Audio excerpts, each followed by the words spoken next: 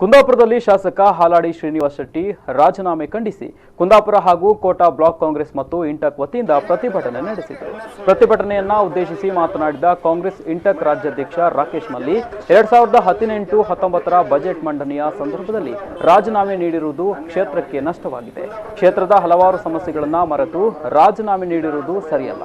ಕ್ಷೇತ್ರಕ್ಕೆ ನ್ಯಾಯ ನೀಡುವ ಅಪೂರ್ವ ಅವಕಾಶ ಹಾಳು ಮಾಡಿದ್ದಾರೆಂದು ಆಕ್ರೋಶ ವ್ಯಕ್ತಪಡಿಸಿದರು. ನಮ್ಮ ಶಾಸಕ ಸ್ಥಾನಕ್ಕೆ ಏನೋ ಕೂಡ ಕಾರಣ ಇಲ್ಲದೆ ಈ ರಾಜೀನಾಮೆಯನ್ನು ನೀಡುತ್ತಿರುವುದು ಈ ಕುಂದಾಪುರ ವಿಧಾನಸಭಾ ಕ್ಷೇತ್ರದ ಜನತೆಗೆ ಮಾಡುವಂಥ ಮೋಸ ಅಂತ ನಾನು ಹೇಳಲಿಕ್ಕೆ ಇಷ್ಟಪಡ್ತಾ ಇದ್ದೇನೆ. ಇವಾಗಲೇ ಸ್ವಲ್ಪ ದಿನದಲ್ಲಿ ಬಜೆಟ್ ಮಂಡನೆ ಆಗ್ತಾ ಇದೆ. ಈ ಬಜೆಟ್ ಮಂಡನೆಯಲ್ಲಿ ಹಲವಾರು ಕೋಟಿ ರೂಪಾಯಿಗಳ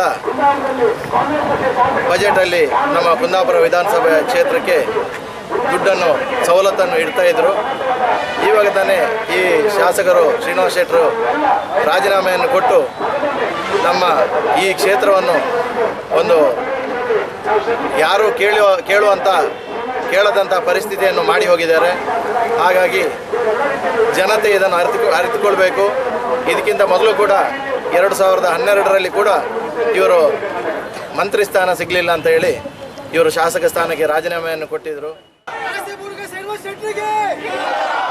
ನಮ್ಮ ದೇಶದ ಚುನಾವಣಾ ವ್ಯವಸ್ಥೆ ಈಶ್ವರಪ್ಪನವರಿಗೆ, ಕ್ರಿಮಿನಲ್ ಅಮಿತ್ ಶಾ ಅವರಿಗೆ, ವಿನಯ್ ಕುಮಾರ್ ಸೊರಕೆ ಅಂತ ಒಬ್ಬರು ಶಾಸಕರಿದ್ದಾರೆ.